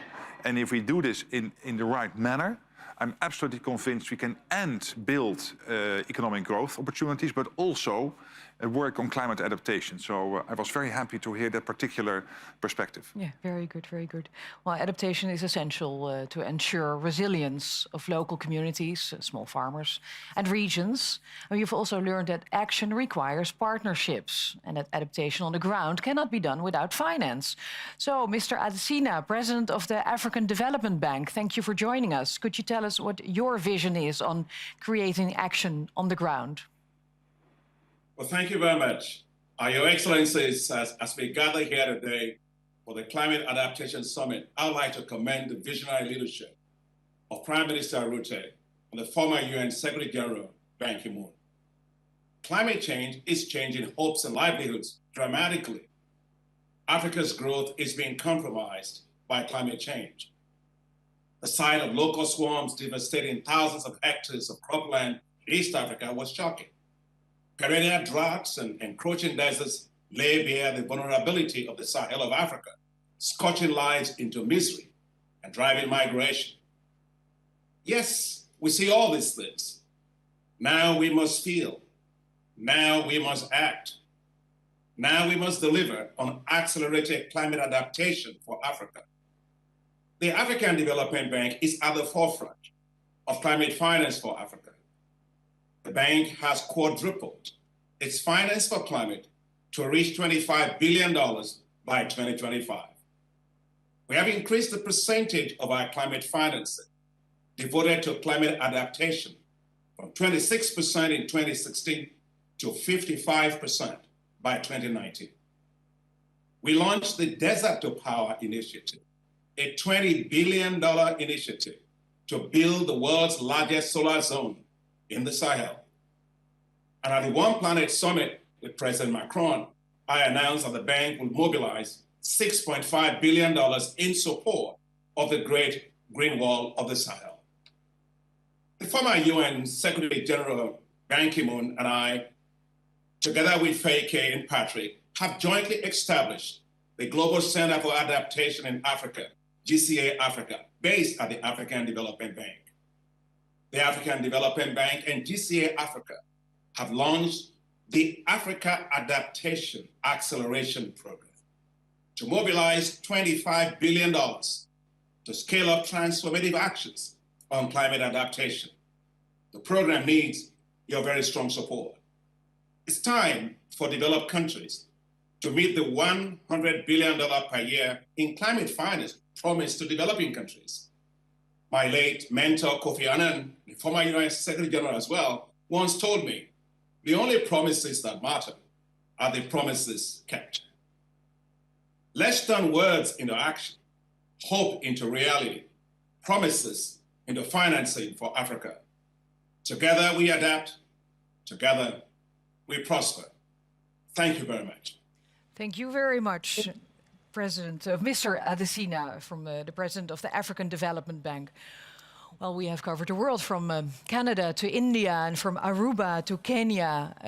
The sense of urgency is present. We really need to act now. Luckily, organizations such as the African Development Bank feel this sense of urgency as well.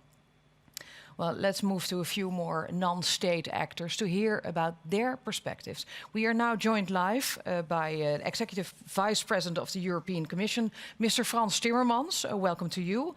Could you tell us what the ambitions of the European Commission are on climate adaptation? Well, first of all, let me congratulate Mark Rutte and Ban Ki-moon for this incredible initiative. I think it's both timely and urgent. The fact that we're not meeting in the Netherlands is due to a pandemic, and us being online is a form of adaptation. We adapt our behavior to help stop the spread of a deadly virus. And that is not resigning to the virus. We also want to fight this virus and make sure it no longer has a harmful influence on humanity. But this is a huge effort. But it's necessary. We cannot only find vaccines, we also have to adapt our behavior, even if it's only temporary. And I think you need to approach the climate crisis in exactly the same way. Working on adaptation is not resigning ourselves to the climate crisis. No, it's part of our fight against the climate crisis. It's part of a fight also against a threatening ecocide that is a direct threat to human existence. And we need to do it now. We need to do it quickly, and we need to do it in a way that does not leave people behind. And as we've seen also in this pandemic, we will see it with climate change. We're seeing the effects already.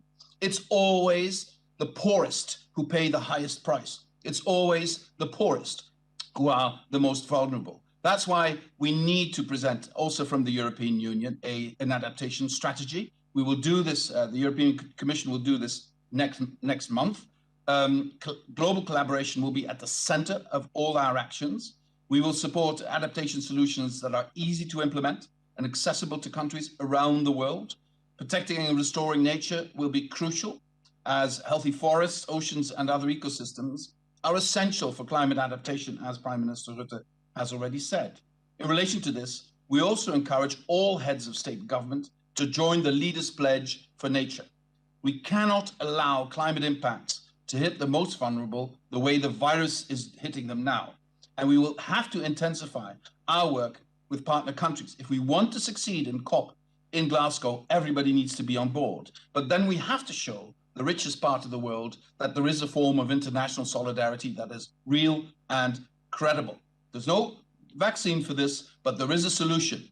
There's no need to despair, but we do have to have a sense of urgency. Thank you very much. Thank you very much, Mr. Timmermans. Wow. Yeah, you have to leave now. Yes, but before I do, can I just say that I'm so happy with the last two contributions. Frans Timmermans, what he is saying, but also what we heard from the African Development Bank. It's not just money. It's also about being able to leverage the collective knowledge in these institutions. The fact that the European Commission can have an impact worldwide. Yes, with money, with leveraging what Europe is doing, but also with all the combined knowledge Europe has, the Netherlands has, Germany has, all the other countries have in the European Union, and to make it effective in other parts of the world is fantastic. But also the African Development Bank and also other regional development banks and the IMF, the World Bank. Yes, it is, of course, about currency, about helping with funds, but it is also about being able to put practical help in the day-to-day issues. And the fact that they are doing that, providing the outside-in view, is crucial. And indeed, I have to leave, but I can also salute Ban Ki-moon. He could have said after he left the Secretary General of the United Nations that he would now retire in Korea and have a wonderful life. But he didn't. But he didn't. He put his energy, his vision, his network to use. And I'm so happy that you do this, that you have not left us, but that you are still so active and leading this effort. And we need that. And again, it gives us all the energy to continue. So thank you, Ban Ki-moon, for doing this.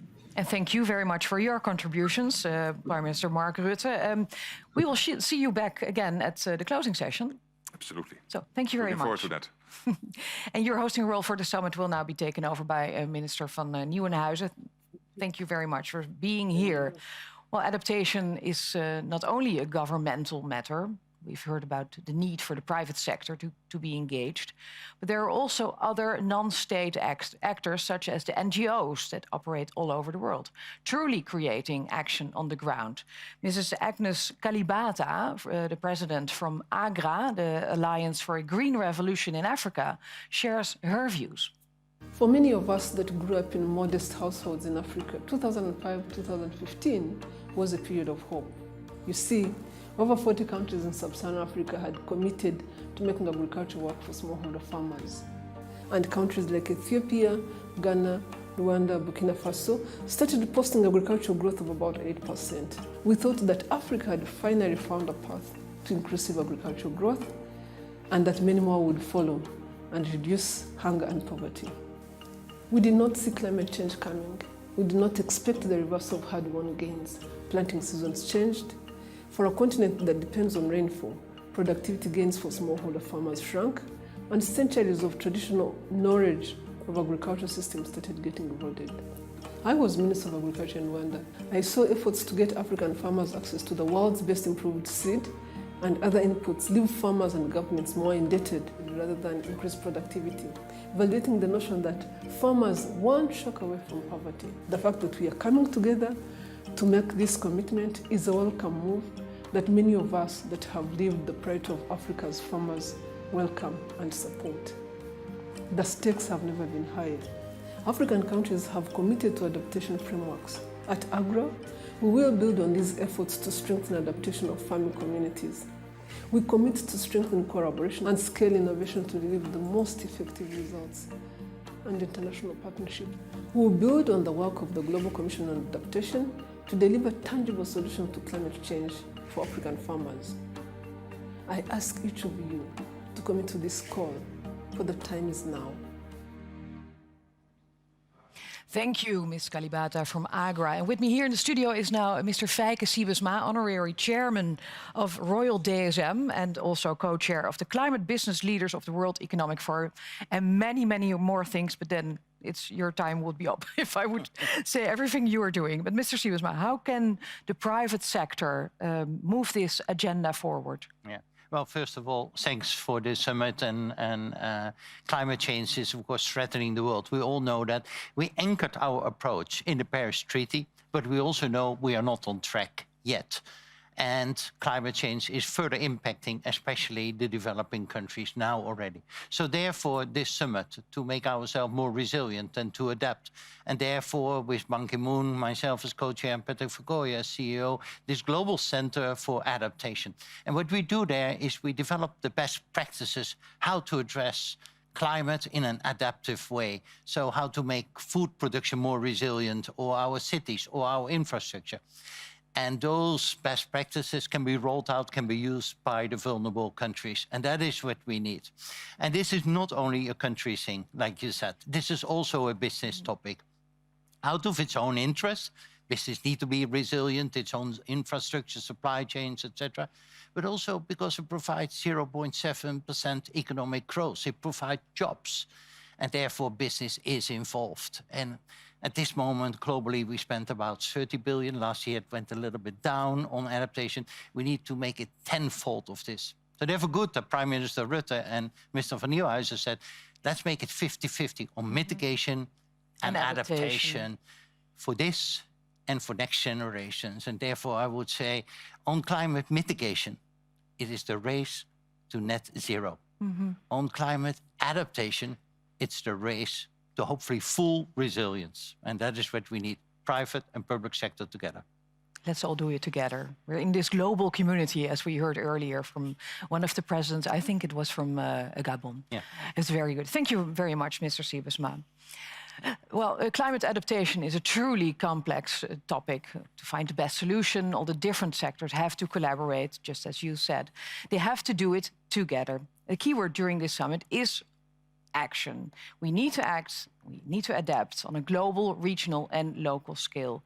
And now we will be welcoming the remarks from President Moon Jae-in from South Korea, President Widodo from Indonesia, Prime Minister Phuc from Vietnam and President Kabua from the Marshall Islands, stating their actions on the ground in the next videos. 파리협정 이행 원년을 맞아 기후 적응을 위한 지혜를 모으는 첫 정상회의에 함께한 것을 기쁘게 생각합니다. 기후 적응은 인간이 자연과 함께 살아가기 위한 지혜이자 인류가 기후 위험으로부터 안전하게 살아가기 위한 노력입니다. 파리협정은 온실가스 감축에 주목했던 과거의 노력에 더해 모든 당사국이 함께하는 기후 적응을 기후변화 대응의 핵심 요소로 규정했고 인류와 지구를 위한 기념비적 승리라는 평가를 받았습니다. 한국 국민들은 자신이 좀 불편해도 자연과 더불어 살겠다는 강한 의지를 갖고 있으며 기후변화에 적응하려는 인류의 노력에 선제적이고 적극적으로 함께해 왔습니다. 개발도상국의 기후 적응 노력에도 힘을 보태겠습니다. 매년 진행해온 적응 역량 지원 프로그램을 확대 발전시켜 올해부터는 유엔 기후변화협약 사무국과 공동으로 기후 적응 아카데미를 운영할 예정입니다. 글로벌 적응위원회의 적극적인 참여를 기대합니다. 오는 5월 한국 서울에서 제2차 P4G 정상회의가 열립니다. 기후 적응을 포함하여 기후 위기 극복과 녹색 회복을 위한 실질적인 논의의 장이 될 수 있도록 개최국으로서 최선을 다하겠습니다. 제2차 P4G 정상회의에도 깊은 관심과 참여를 당부드립니다. 감사합니다. Yang mulia, dampak iklim sangat nyata di hadapan kita, apalagi untuk negara-negara kepulauan seperti Indonesia. Perubahan siklus iklim mengharuskan petani dan nelayan beradaptasi menghadapi ketidakpastian. Meningkatnya permukaan laut mengharuskan penduduk pesisir dan pulau kecil untuk tetap dapat bertahan. Meningkatnya bencana alam termasuk banjir dan kekeringan mengharuskan rakyat bersiap siaga. Pandemi COVID-19 membuat tantangan semakin kompleks dan berat. Untuk itu, kita harus mengambil langkah luar biasa. Pertama, semua negara harus memenuhi kontribusi nasional bagi penanganan perubahan iklim atau NDC.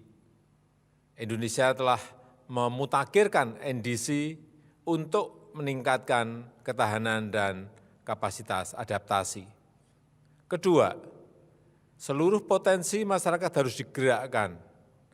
Indonesia melibatkan masyarakat untuk mengendalikan perubahan iklim melalui program Kampung Iklim yang mencakup 20.000 desa di tahun 2024. Ketiga, kemitraan global harus diperkuat. Indonesia memprioritaskan kerjasama peningkatan kapasitas dalam menghadapi perubahan iklim bagi sahabat kami di Pasifik. Tentunya, negara maju harus memenuhi komitmennya. Keempat, kita harus terus memajukan pembangunan hijau untuk dunia yang lebih baik. Yang mulia, KTT ini harus dapat melipat gandakan aksi iklim dunia melalui solidaritas, kolaborasi, dan kepemimpinan kolektif global, dan mengawal detail pelaksanaannya di masing-masing negara. Terima kasih. Trái đất, ngôi nhà chung của chúng ta đang bị rung chuyển mạnh mẽ do những tác động nghiêm trọng của biến đổi khí hậu, sự phát triển, tồn vong của nhiều dân tộc, quốc gia bị đe dọa.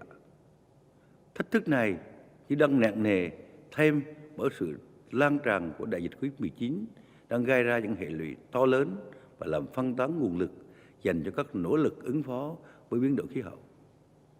Hội nghị hôm nay có ý nghĩa hết sức quan trọng khi chúng ta chung tay đoàn kết mở ra thập kỷ mới vì ngôi nhà trái đất thân yêu.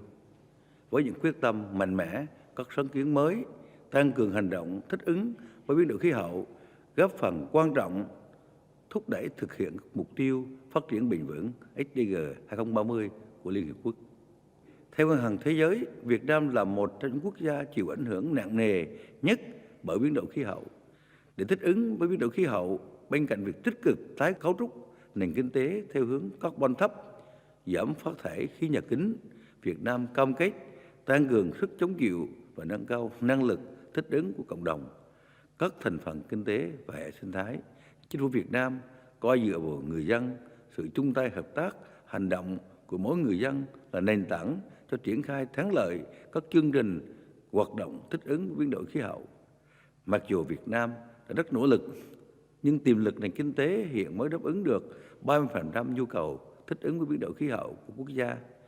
Trong giai đoạn 2021-2030 cần huy động thêm khoảng 35 tỷ đô la. Thưa quý vị đại biểu, các thách thức của biến đổi khí hậu sẽ tiếp tục gia tăng và trở nên khó kiểm soát. Chúng ta cần khẩn trương hành động và tăng cường khả năng thích ứng ngay từ bây giờ. Việt Nam sẽ tiếp tục tích cực tham gia vào các nỗ lực chung của cộng đồng quốc tế nhằm chuyển hóa những thách thức do biến đổi khí hậu thành cơ hội phát triển bền vững cho tất cả mọi người. Xin trân trọng cảm ơn. Prime Minister Mark Rutte and fellow leaders, adaptation is of the highest importance to the Republic of the Marshall Islands and to small islands and large ocean states worldwide. Climate change has profoundly affected our islands and the ocean which we rely on. People's livelihood at the community level, the surrounding ecosystem, and our fundamental rights are severely threatened. Last month, the Marshall Islands became the first small island developing state to submit its national adaptation communication to the UNFCCC. To my government, it is essentially a national survival plan. People are at the center of this process. Developing this adaptation plan requires robust collaborations with all stakeholders. In particular, we are harmonizing traditional knowledge with the best available science to generate solutions based on our unique circumstances. As we approach COP26, greater attention to the importance of adaptation and the financial commitments required to deliver climate protection are vitally needed and urgent.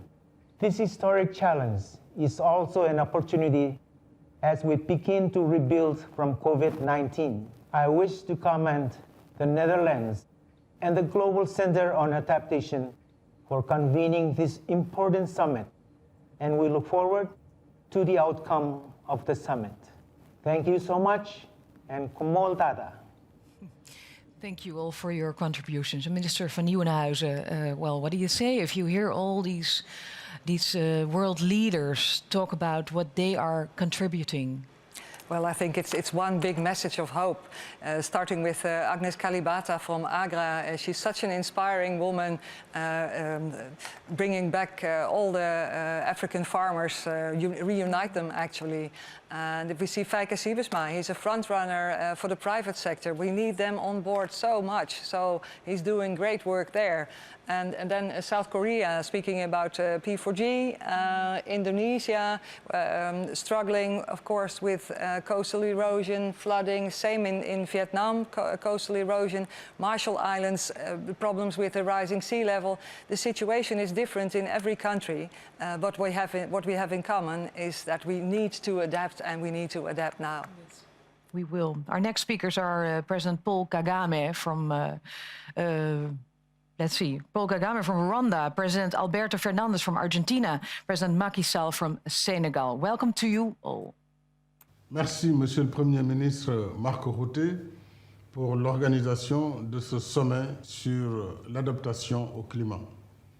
Pays côtier et sahélien, le Sénégal fait face à l'urgence climatique en agissant sur 3 principaux fronts.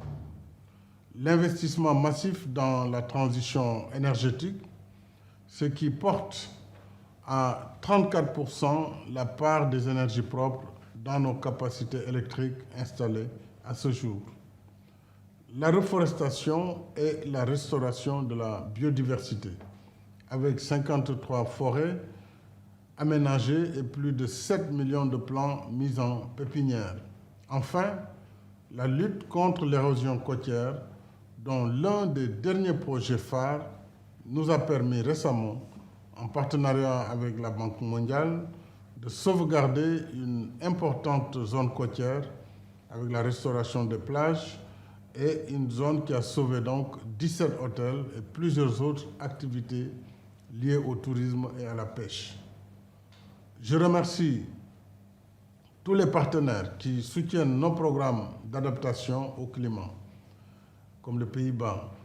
En complément des efforts nationaux, j'appelle à l'amélioration des mécanismes de financement bilatéraux et multilatéraux afin qu'ils soient plus accessibles, plus diligents et plus efficaces.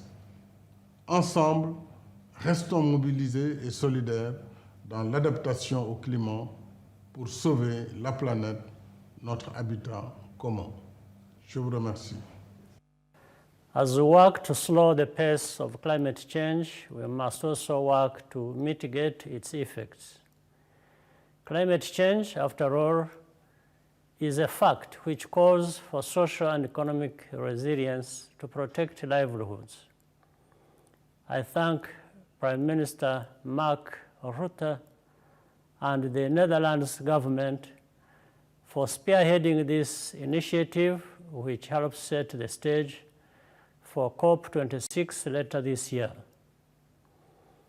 In Rwanda, the changing climate is already making itself felt in unusually heavy rainfall and flooding. Changing weather patterns also affect agriculture. We are responding by investing in water resources management, for example, restoring catchment areas and wetlands.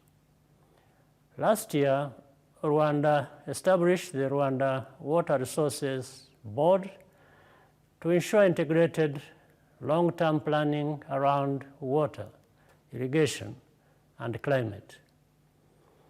The Netherlands government is a strong supporter of these efforts, particularly with new technology, and Rwanda Green Fund catalyzes financing for climate resilience projects and has already supported the creation of thousands of green jobs.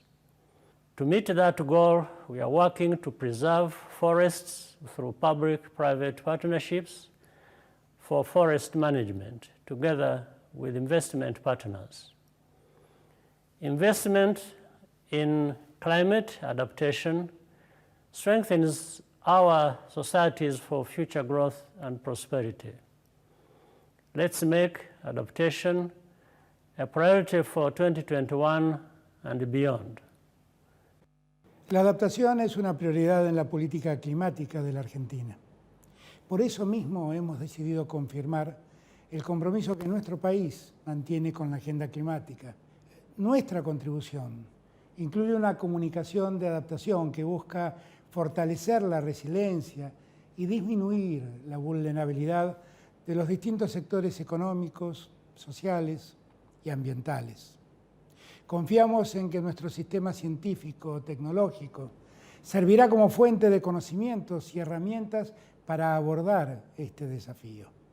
Creemos también que esta tarea debe asumir un enfoque transversal que tenga en cuenta vulnerabilidades particulares e integre la dimensión de género a lo largo de los sectores.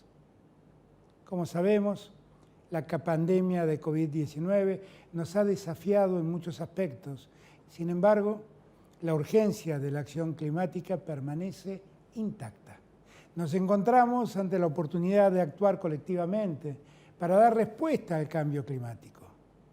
Es necesario que exista un mayor compromiso por parte de los países desarrollados en la provisión de recursos técnicos y financieros para ampliar esos esfuerzos. Debemos actuar con solidaridad, ante un problema que nos afecta a todos, pero cuyas peores consecuencias son sentidos por los sectores más vulnerables.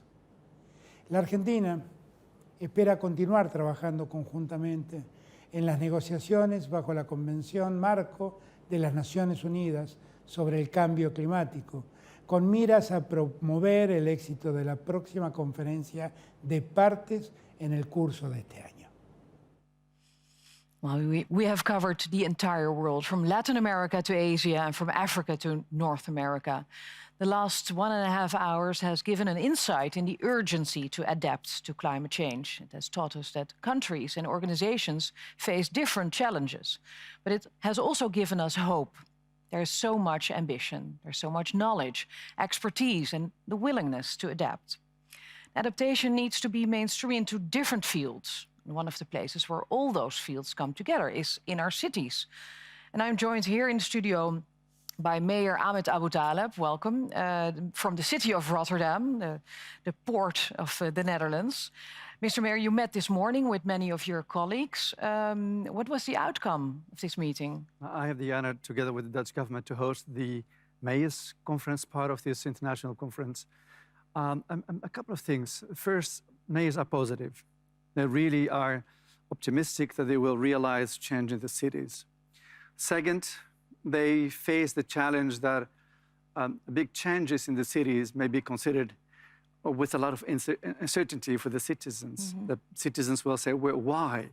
And maybe they will resist change if we will not make clear that they will be joining us without facing a lot of troubles in the future when it comes to the incomes and social well-being. So there is a challenge. The other one is that collaboration is really important, knowledge.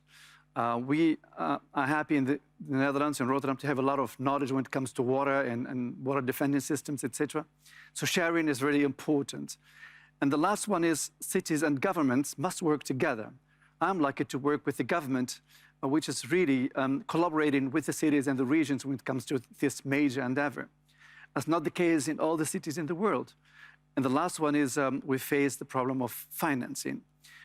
These are costly programs, and not all the countries have the resources to do the work. So we need the interventions of the World Bank and the IMF. And the last thing is I have the honor to tell you that we launched a program aiming to make 1,000 cities in the world work together to realize this high ambition. And this is the document that I had the honor this morning to present to Mr. Ban Ki-moon, who is the chair of GCE. And Madam Minister, via you, I would like to ask you to virtually accept this program and to make it work on international level with the leaders of the world. I will give it to her. Thank you very much. Thank you very much, Mr. Abu Taleb. Well, the mayor forums will be broadcasted, I have to tell you, because you can watch it. It will be broadcasted on the platform of the summit later today, so you can see it.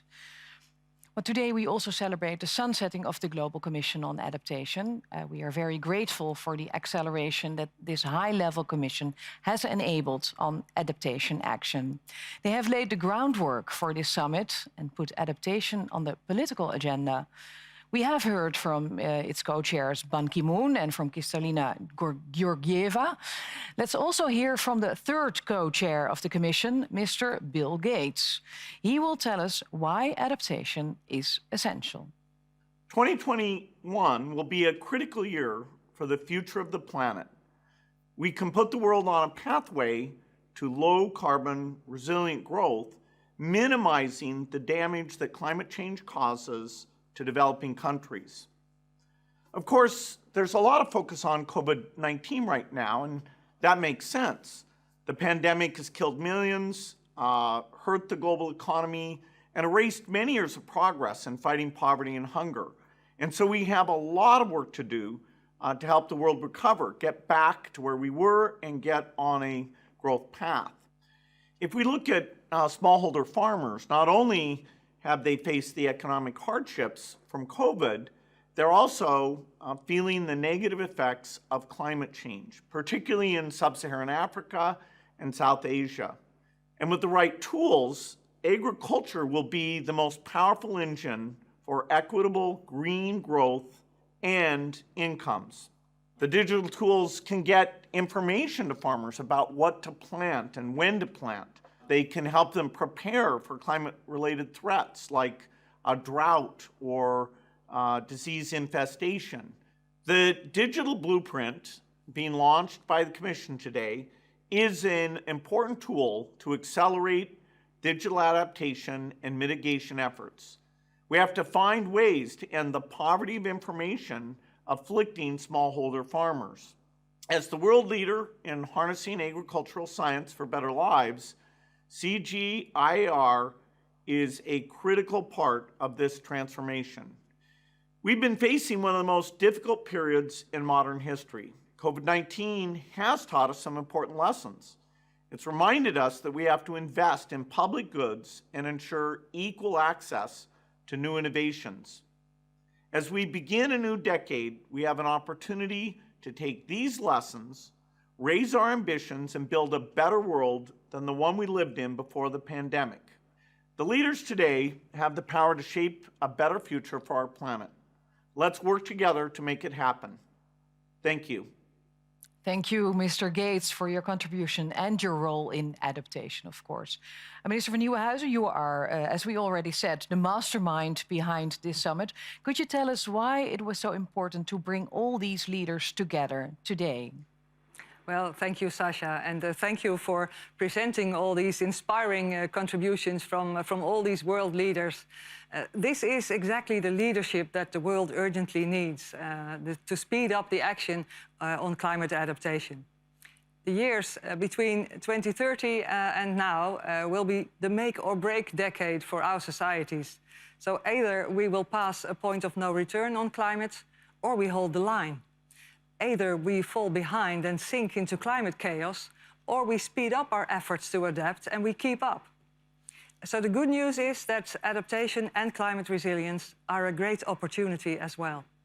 An economic opportunity, because of the benefits of smarter investments. It can help us avoid risks and make us resilient to the dangers ahead. Well, this summit also brings forth a climate action agenda. What will be in that agenda? Well, the Adaptation Action Agenda sets out new practical endeavors and partnerships. Partnerships have always been fundamental to the Dutch approach. And that's why we brought so many countries and organizations together here, and on a bigger scale than ever before. So we can face our common challenges and boost adaptation action together. We heard, for example, from Bangladeshi Prime Minister Sheikh Hasina speaking about water management alliances. We heard India's Prime Minister Narendra Modi speaking about disaster-resilient investment. South Korean President Moon Jae-in spoke about the global P4G network, and that was only a few. The Adaptation Action Agenda is actually a guide for joint adaptation efforts. And the bottom line is, it takes time to adapt, so we'd better hurry up. We have to, indeed. What will happen next at this summit? Well, the next 24 hours will be packed with 10 anchoring events and more than 100 side events hosted by partners from all over the world. And do you have some last remarks for the world leaders? Actually, yes. Dear friends, it's time for action. Let's all work together to make this decade our decade of transformation. I invite you to set off on this most critical journey and walk this path together. Thank you so much. Thank you very much, Minister van Nieuwenhuizen. And thank you, Mr. Ban Ki-moon, who's already applauding. Thank you, Ban Ki-moon, for being here during this whole summit. And thank you, ladies and gentlemen, for watching. It has been an honor to guide you through the opening session. Right before the high-level opening, a CAS talks took place. And these CAS talks will run through the entire summit as a common thread, linking the different events. And you can also watch the Accelerating African Adaptation event right after this opening session. Please stay tuned and stay connected. Thank you and goodbye.